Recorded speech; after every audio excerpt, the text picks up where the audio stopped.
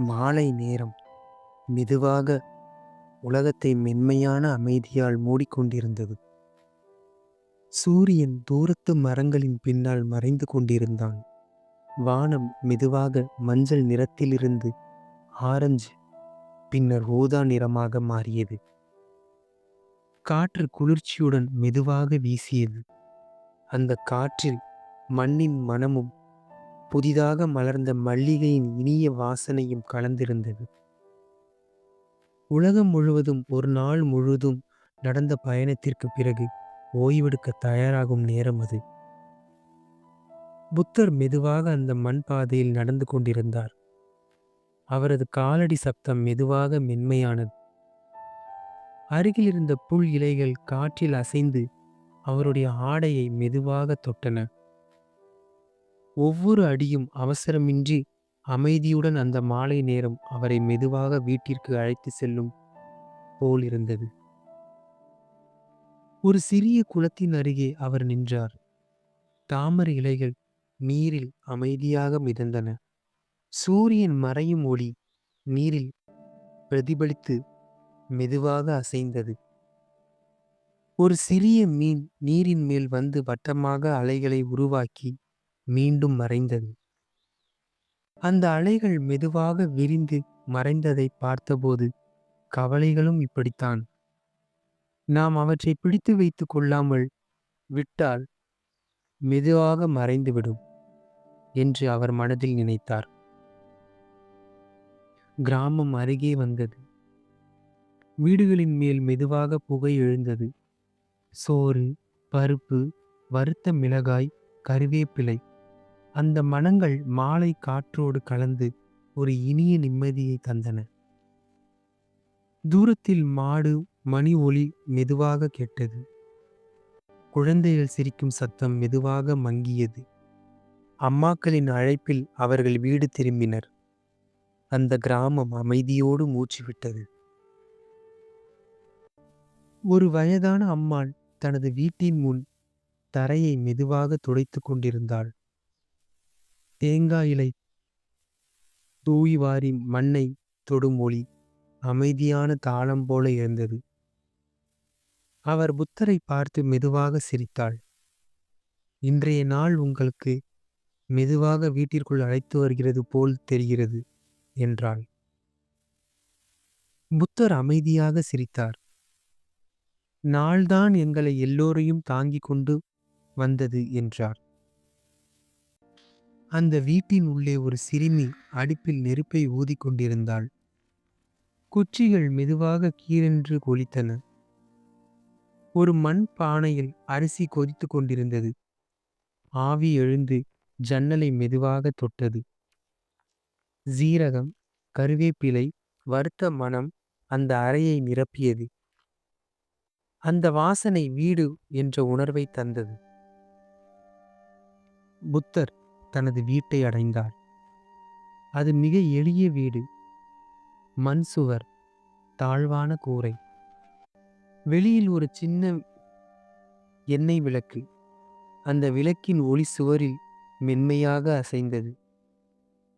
உள்ளே தரையில் நெய்யப்பட்ட பாய், மர மேசை, சுத்தமாக வைக்கப்பட்ட மண் கிண்ணங்கள், வயலிலிருந்து எடுக்கப்பட்ட கீரை, தண்ணீரால் கழுவப்பட்டு இன்னும் துளிகள் ஒட்டியவாறே இருந்தது. அவர் கீரையை மெதுவாக நறுக்கத் தொடங்கினார். கத்தி மரப்பலகை தொடும் ஒளி அமைதியான இசை போல் இருந்தது. வெளியே வானம் இருண்டு கொண்டிருந்தது. முதல் நட்சத்திரம் மெதுவாக ஒளிர்ந்தது. அந்த அமைதியில் ஒவ்வொரு சிறிய செயலும் முக்கியமானதாக தோன்றியது. ஒரு சிறிய பையன் உள்ளே வந்தான். அவன் கையில் பச்சை இலைகள். நான் மாலை பாதையில் உங்களுக்காக காத்திருந்தேன் என்றான். அப்போது புத்தர், காத்திருக்கும்போது என்ன கண்டாய் என்று கேட்டார். அப்போது அந்த சிறுவன், காற்றின் சத்தம், இலைகள் அசையும் ஒளி என்றான். அப்படியெனில் நீ ஒருவனாக இல்லை என்று புத்தர் மெதுவாக சொன்னார். சூப் மெதுவாக கொதித்தது. ஆவி உயர்ந்து வளைந்து மறைந்தது. அவர்கள் அனைவரும் தரையில் அமர்ந்து அந்த எளிய உணவை பகிர்ந்து கொண்டனர். ஒவ்வொரு கிண்ணத்தையும் ஒரு கைகளாலும் பிடித்து அதன் வெப்பத்தை உணர்ந்தார். அந்த உணவு சுவையில் மட்டுமல்ல, அமைதியிலும் இருந்தது. உணவுக்கு பிறகு கிண்ணங்கள் கிணற்றில் தண்ணீரால் கழுவப்பட்டன. தண்ணீர் மண் பாத்திரங்களை தொட்டு மெதுவாக சிதறியது. பையன் வீட்டின் பக்கத்தில் கட்டப்பட்டிருந்த ஆட்டிற்கு உணவு கொடுத்தான். அந்த மணி மெதுவாக ஒலித்தது. புத்தர் வெளியே வந்து வயல்வெளியை நோக்கி நடந்தார். நிலா வானத்தில் எழுந்து வெண்மையாக பிரகாசித்தது.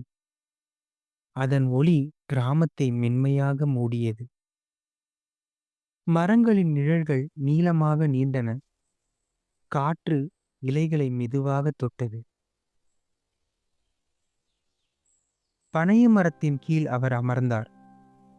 அந்த அமைதியின் அவர் நினைத்தார், வாழ்க்கை பெரிய விஷயங்களில் இல்லை, சிறிய செயல்களில்தான் அமைதி இருக்கிறது. சமைத்தல், காத்திருந்தல், நடப்பது, பகிர்வது, இவை எல்லாம் வாழ்க்கையின் மென்மையான இசை. பிறகு ஒரு இளம்பெண் அவர் அருகே வந்து அமர்ந்தாள். அவள் கையில் தைத்த துணிகள். நூல் பலமுறை சிக்கியது என்றால் மெதுவாக. பின்னர் அவர் கேட்டார். பின்னர் ஏன் என்று அவர் கேட்டார். அதை மெதுவாக அவிழ்த்தேன் என்றாள். மனமும் அப்படிதான் என்று புத்தர் சிரித்தார். இரவு ஆழமானது. வீடுகள் அமைதியானது. தூரத்தில் புல்லாங்குழல் ஒளி மங்கியது. பூச்சிகளின் சத்தம் மட்டும் மெதுவாக தொடர்ந்தது. புத்தர் மீண்டும் வீட்டிற்குள் வந்தார். விளக்கின் தீ சற்றே குறைந்திருந்தது. அவர் அதை மெதுவாக சரி செய்தார். பாயின் மேல் படுத்து கொண்டார். ஜன்னல் வழியாக நிலவொளி உள்ளே வந்து அறையை மெதுவாக தொட்டது. காற்று மெதுவாக நுழைந்து வெளியேறியது. அமைதி தொலைவில் கிடைக்காது என்று அவர் நினைத்தார். அது இங்கேதான், ஒவ்வொரு சுவாசத்திலும், ஒவ்வொரு சிறிய செயலிலும். வெளியில் மர இலைகள் காற்றோடு மெதுவாக உரையாடின. அந்த அமைதியான இரவில் அன்பும் அமைதியும் சூழ ஒரு சாந்தமான ஆன்மா மெதுவாக தூக்கத்தில் மூழ்கியது. அந்த மாலை பாதை எப்போதும் போல அவரை அமைதிக்குள் அழைத்து சென்றது. மக்களே, நீங்கள் அமைதியை வெளியே தேடாதீர்கள். அமைதி உங்களுக்குள்ளே இருக்கிறது. இந்த கதை உங்களுக்கு ஒரு அமைதியை கொடுத்திருக்கும் என்று நினைக்கிறேன். அப்படி அமைதியை கொடுத்திருந்தால் இந்த கதைக்கு ஒரு லைக் பண்ணுங்க. புத்தரின் கதைகள் சேனலை சப்ஸ்கிரைப் பண்ணலன்னா உடனே சப்ஸ்கிரைப் பண்ணி பெல் ஐக்கானை கிளிக் பண்ணுங்க. இந்த கதையை உங்கள் ஃப்ரெண்ட்ஸுங்களுக்கும் ஷேர் பண்ணுங்க. நாளைக்கு இதே மாதிரி வேற ஒரு நல்ல வீடியோவில் உங்களை சந்திக்கிறேன். நன்றி, வணக்கம்.